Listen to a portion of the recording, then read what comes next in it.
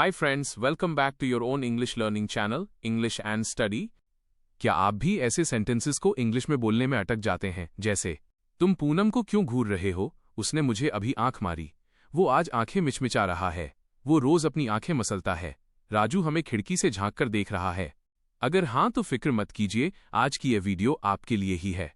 इस क्लास में हम आंख से रिलेटेड वाक्यों की इंग्लिश बनाना बहुत ही आसानी से सीखेंगे, और वो भी बिल्कुल नेचुरल इंग्लिश सेंटेंसेस में। अगर आप फ्लुएंट इंग्लिश बोलना चाहते हैं तो अंत तक देखें और प्रैक्टिस जरूर करें। तो चलिए बिना समय गंवाए आज की वीडियो शुरू करते हैं। मुझे मत घूरो, तुम पूनम को क्यों घूर रहे हो। इन सब वाक्यों में घूरना शब्द आया है। इसके लिए इंग्लिश में स्टेयर वर्ब का यूज होता है और स्टेयर वर्ब के साथ हमेशा एट प्रेपोजिशन लगता है। तो देखते हैं इन वाक्यों की इंग्लिश। जैसे तुम पूनम को क्यों घूर रहे हो, ये प्रेजेंट कंटिन्यूअस टेंस है, तो सबसे पहले लिखेंगे क्यों की इंग्लिश वाई लिखेंगे, फिर हेल्पिंग वर्ब आर, उसके बाद तुम यानी यू, फिर लिखेंगे घूर रहा की इंग्लिश स्टेयरिंग, और अंत में पूनम को यानी एट पूनम। तो पूरे वाक्य की इंग्लिश होगी why are you staring at Poonam. उसने मुझ पर एक नजर डाली, उसने अपने फोन पर एक नजर डाली। इन वाक्यों में एक नजर डालना या सरसरी तौर पर देखना शब्द आया है। इसके लिए इंग्लिश में ग्लांस वर्ब का यूज होता है और स्टेयर की तरह ही ग्लांस वर्ब के साथ भी हमेशा एट प्रेपोजिशन लगता है। तो देखते हैं इन वाक्यों की इंग्लिश। जैसे उसने मुझ पर एक नजर डाली, ये पास्ट इंडेफिनिट टेंस है, तो सबसे पहले लिखेंगे उसने की इंग्लिश ही, फिर लिखेंगे एक नजर डाली की इंग्लिश ग्लांस्ड, और अंत में लिखेंगे मुझ पर की इंग्लिश एट मी। तो पूरे वाक्य की इंग्लिश होगी ही ग्लांस्ड एट मी। वह आसमान को ध्यान से देख रही थी, मैं पेंटिंग को देख रहा था। इन वाक्यों में ध्यान से देखना, एकटक देखना या निहारना शब्द का भाव आया है। इसके लिए इंग्लिश में गेज वर्ब का यूज होता है और स्टेयर या ग्लांस की तरह ही गेज वर्ब के साथ भी हमेशा एट प्रेपोजिशन लगता है। तो देखते हैं इन वाक्यों की इंग्लिश। जैसे मैं पेंटिंग को देख रहा था, सबसे पहले लिखेंगे मैं की इंग्लिश आई, फिर लिखेंगे था के लिए हेल्पिंग वर्ब वॉज, फिर लिखेंगे निहार रहा की इंग्लिश गेजिंग, और अंत में पेंटिंग को की इंग्लिश एट द पेंटिंग। तो पूरे वाक्य की इंग्लिश होगी I was gazing at the painting. उसने अपनी आंखें झपकाईं, बच्चा धीरे धीरे पलक झपका रहा था। इन वाक्यों में पलक झपकाना या आंखें झपकाना शब्द आया है। इसके लिए इंग्लिश में ब्लिंक वर्ब का यूज होता है। जब हम अपनी आंखों को जल्दी से बंद करके खोलते हैं तो उसे ब्लिंक कहते हैं। तो देखते हैं इन वाक्यों की इंग्लिश। जैसे बच्चा धीरे धीरे पलक झपका रहा था, यह पास्ट कंटिन्यूअस टेंस है, तो सबसे पहले लिखेंगे बच्चा की इंग्लिश द बेबी, फिर लिखेंगे था के लिए हेल्पिंग वर्ब वॉज, फिर लिखेंगे पलक झपका रहा की इंग्लिश ब्लिंकिंग, और अंत में धीरे धीरे के लिए स्लोली। तो पूरे वाक्य की इंग्लिश होगी the baby was blinking slowly. उसने मुझे आंख मारी, उसने आंख मारी और मुस्कुराई। इन वाक्यों में आंख मारना शब्द आया है। इसके लिए इंग्लिश में विंक वर्ब का यूज होता है। जब हम किसी को इशारा करने या मजाक के लिए एक आंख बंद करते हैं तो उसे विंक कहते हैं। विंक के साथ भी अक्सर एट प्रेपोजिशन का प्रयोग होता है जब हम किसी व्यक्ति की तरफ इशारा करते हैं। तो देखते हैं इन वाक्यों की इंग्लिश। जैसे उसने आंख मारी और मुस्कुराई। सबसे पहले लिखेंगे उसने लड़की के लिए की इंग्लिश शी, फिर लिखेंगे आंख मारी की इंग्लिश विंक्ड, फिर और के लिए एंड, और अंत में मुस्कुराई की इंग्लिश स्माइल्ड। तो पूरे वाक्य की इंग्लिश होगी शी विंक्ड एंड स्माइल्ड। वह कल धूप में आंखें मिचमिचा रहा था, तुम आंखें क्यों मिचमिचा रहे हो। इन वाक्यों में आंखें मिचमिचाना शब्द आया है। इसके लिए इंग्लिश में स्क्विंट वर्ब का यूज होता है। जब तेज रोशनी या कम दिखाई देने के कारण हम अपनी आंखों को आधा बंद करके देखते हैं तो उसे स्क्विंट कहते हैं।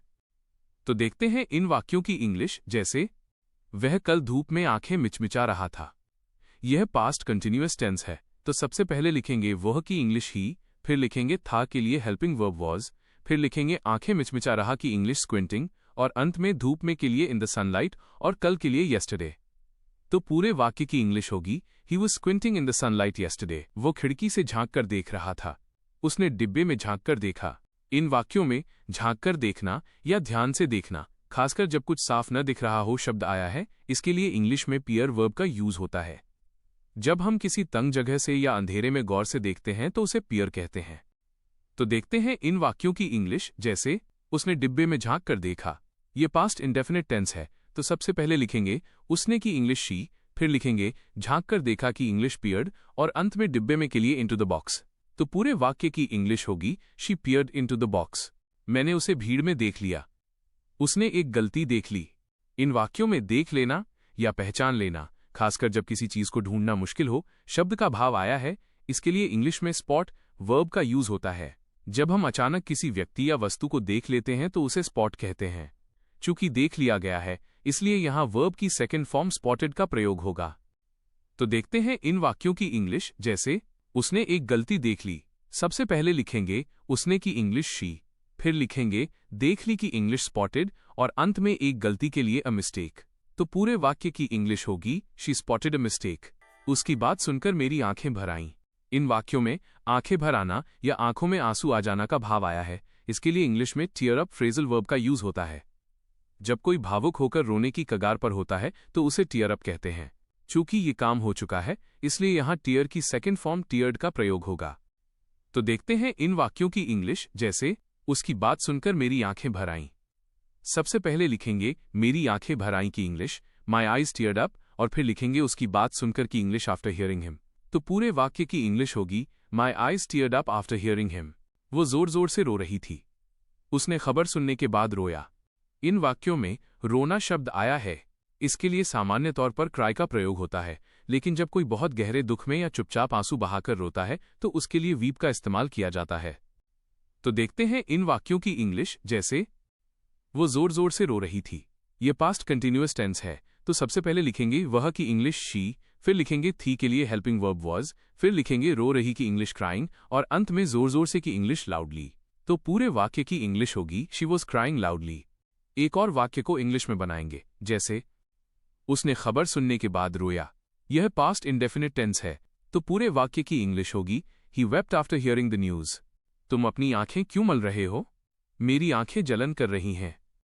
इन वाक्यों में मलना और जलन होना या जलन करना शब्दों का प्रयोग हुआ है।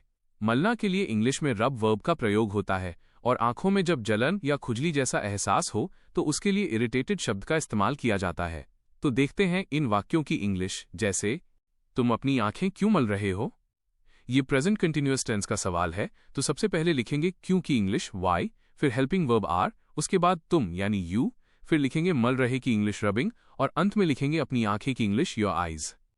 तो पूरे वाक्य की इंग्लिश होगी why are you rubbing your eyes. एक और वाक्य को इंग्लिश में बनाएंगे। जैसे मेरी आंखें जलन कर रही हैं, या मेरी आंखों में जलन है। तो पूरे वाक्य की इंग्लिश होगी my eyes are irritated. Mobile देखने से मेरी आंखों पर जोर पड़ रहा है।